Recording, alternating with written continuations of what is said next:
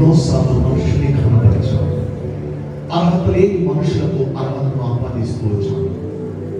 కానీ స్తుతులకు పాత్రులు, స్తోత్రాలకు అర్హులైనటువంటి ప్రభు సన్నిధిలో అయ్యా నీ వారు పోయాను చెప్తాను.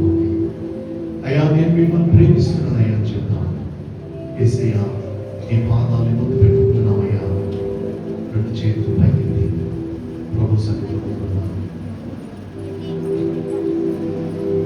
యేసయ్యా